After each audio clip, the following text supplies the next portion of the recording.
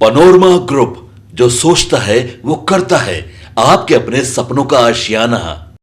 में शौच से मुक्ति की दिशा में बिहार ने बीते एक दशक में एक ऐतिहासिक और अनुकरणीय उपलब्धि हासिल की है। यह सिर्फ शौचालय निर्माण की कहानी नहीं है, बल्कि सम्मान, स्वच्छता और व्यवहार परिवर्तन की एक बड़ी सामाजिक यात्रा है।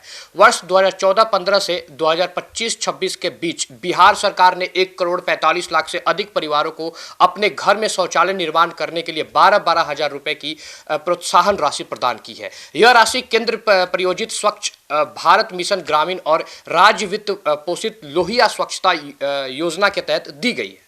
इन दोनों योजनाओं को एकत्रित कर राज्य में लोहिया स्वच्छ बिहार अभियान चलाया जा रहा है।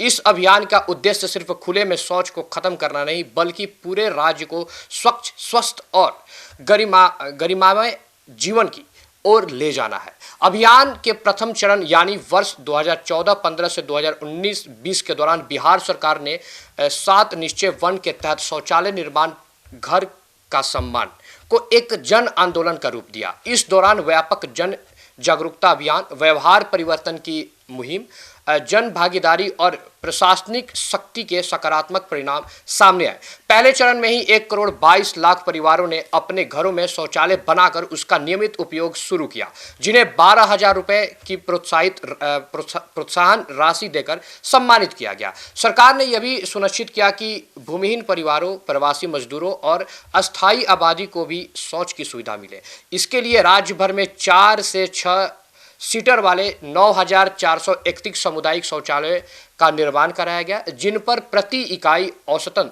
2 से 2.5 लाख रुपए खर्च किए गए।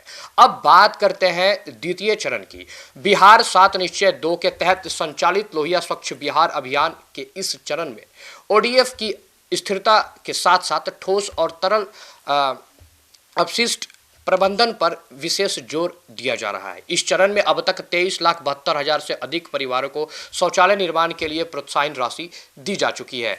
कचरा प्रबंधन को मजबूत करने के लिए राज्य की 6,964 ग्राम पंचायतों में वेस्ट प्रोसेसिंग यूनिट की स्थापना की गई है।